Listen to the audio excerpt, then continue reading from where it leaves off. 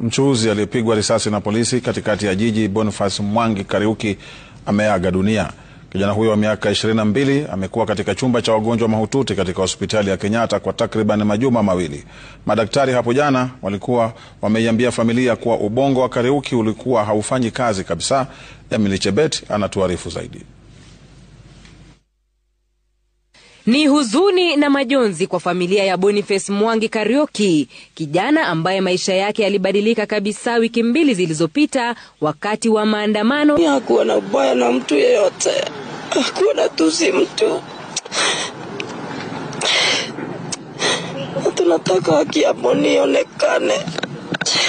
Sisi tutasema tumemwachia Mungu tu. Hii machozi tunalia hata kwake.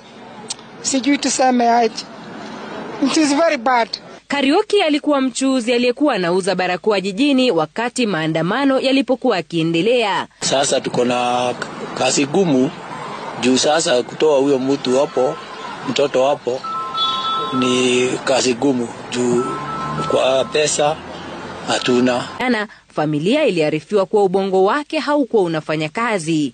Taarifa ya kufariki kwake zikitolewa rasmi alasiri ya leo. Tukiangalia hivyo walikuwa wakijua tu Boni was normal, lakini sijui kwa nini they were fearing to say it.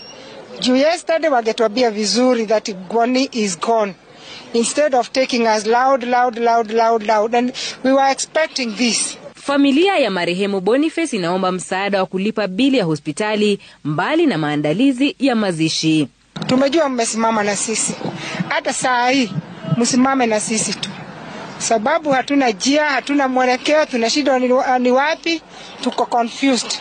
Totally confused. Familia ya Boniface inadai haki itendeke na afisa aliyemuua mwanao kuchukuliwa hatua za kisheria. To the government of Kenya, hao watoto wote hata kama mnawaita jenzi ama nani, they have their rights. Kwa hivyo kama uko na mtoto kwako na unamsikiza hata akiwa long hauri, unamsikiza hata watoto wasikizeni.